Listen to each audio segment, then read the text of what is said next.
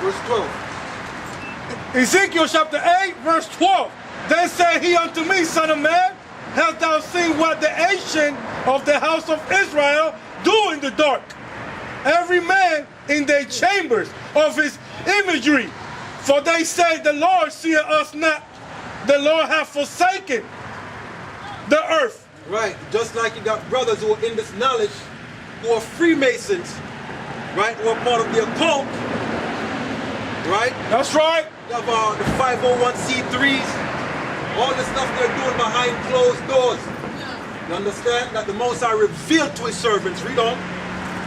He said also unto me, turn thee yet again, and thou shalt see greater abominations that they do.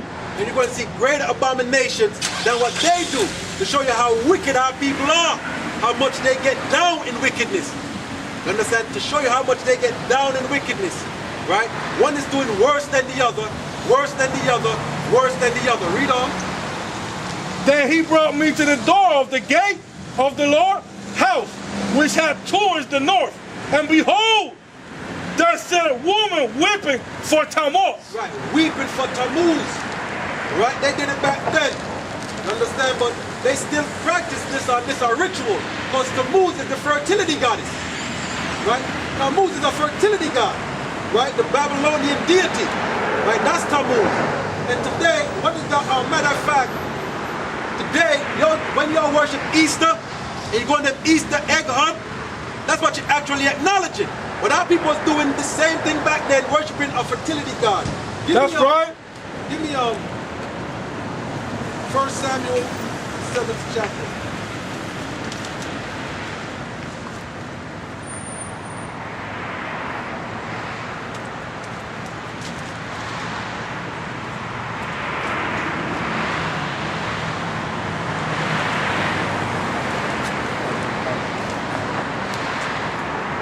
First Samuel?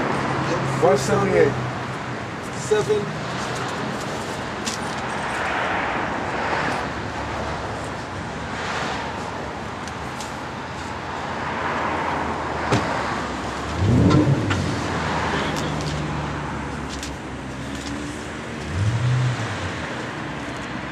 And 3. Let's just jump to the point at verse 3. Samuel chapter 7 verse 3. And Samuel spake unto the house of Israel, saying, if you do return to the Lord with all your heart, then put away the strange gods and Ashtaroth from among you, and prepare your heart unto the Lord, and serve him only, and he will deliver you out of the hands of the Philistines. Right. What did he say?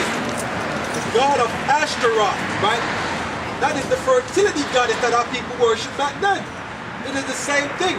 That's where you get your Easter from. The Ishtar, right? It's Ashtaroth. That's where you get your Easter from, the fertility goddess. All right. Now go back to matter of fact, go to Acts 19. Go to Acts 19.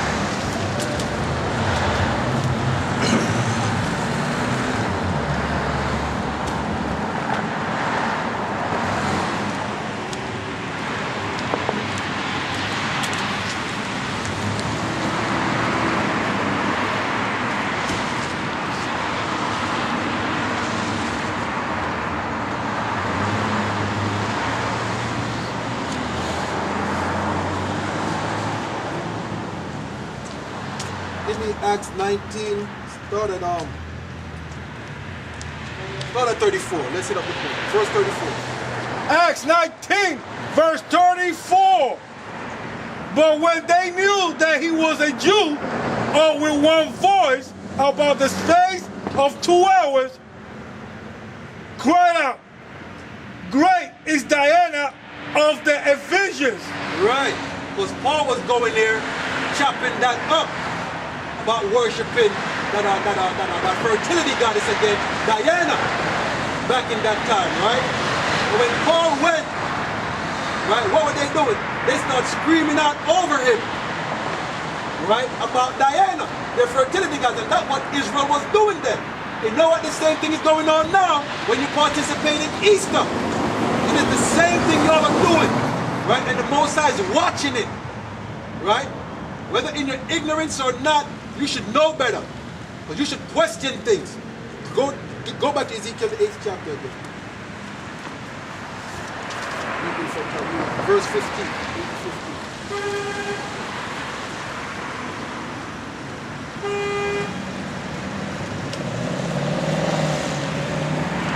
For what?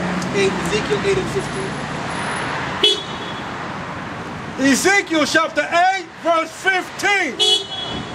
Then said he unto me, how thou sayest, son of man, turn thee yet again, and they shall see greater abomination than these. Right, read that one more time. Then said he unto me, hast thou seen these, O son of man? Turn thee yet again, and thou shalt see greater abominations than these. Right, he said you're going to see greater abominations. As I said, the wickedness of Israel gets worse and worse. And worse and worse, especially the ones who try to keep it behind closed doors. Read on. And he brought me into the inner court of the Lord's house, and behold, a door of the temple of the Lord. Between the porch and the altar were about 25 men with their backs towards the temple of the Lord, and their faces toward the east, and they worship the sun towards the east. Right, that's just like them Egyptologists. They worship what? Ra or Amun-Ra, the winged disc. That's sun worship. Going back to Dr. York, the same thing, they all worship the sun. Matter of fact, when you go to church on Sunday, that's sun worship. All right? All of that is sun worship. Read on.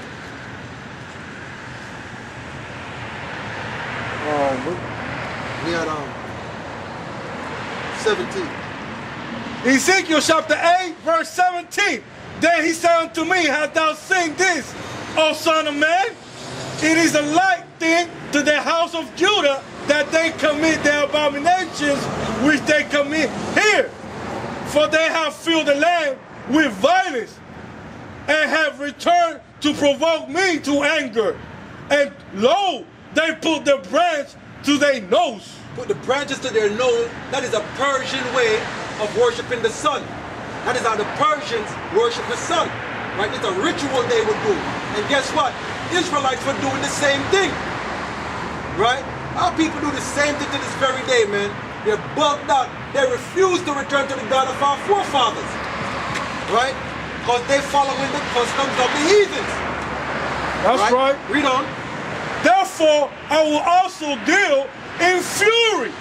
My eyes shall not spare, neither will I have pity. And though they cry in my ears with a loud voice, yet will I not hear them. Right, but when the judgment is about to get dished out, right, then you're going to want to repent, then you're going to want to run to the Most High. The Most High don't want to hear that then. He don't want to hear you then. All right, hold that. We'll be coming back to it. Give me Proverbs, the 1st chapter.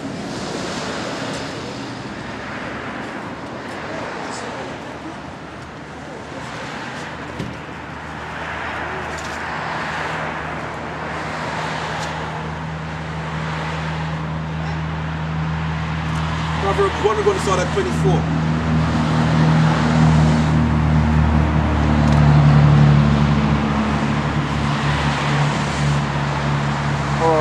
24? Yeah, Proverbs 1:24. 1:24? Yeah. Proverbs chapter 1, verse 24. Because I have called and you refuse. Right, the Most High is calling out to y'all, but y'all refuse. Read on. I have stretched out my hand and no man regarded. Most High stretching out his hands, but you ain't regarding. How do he do it? He sent out his servants to his people. Right? The Most High sent out his servants to his people.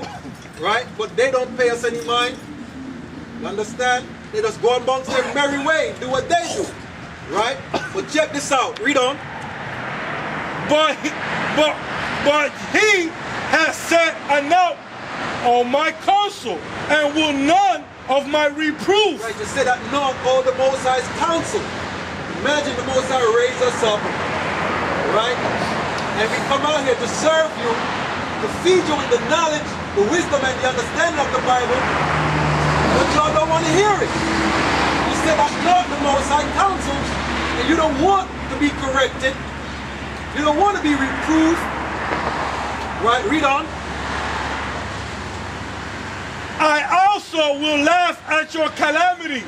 I will mock when your fear cometh. That's right. The Most High says he's going to laugh at your calamity, and he's going to mock you when your fear cometh. You just wait. You feel the tension in society right now. If you look at your current events, man, this place is like a powder keg. The whole world is the right spot. All of it's going boom. Every bit of it is going boom. Understand? And that's when you're going to realize that you should have hearkened then, but it's too late. Understand? You should have hearkened then because it's too late. So why? The Most High is going to bring the judgment upon the world. Go to Ezekiel, the 9th chapter now. Matter of fact, saw that Ezekiel 8 and 18. Again, Ezekiel 8 and 18. So when the Most High bring the judgment, you don't want to hear nothing. You don't want to hear no begging and pleading. You don't want to hear a damn thing.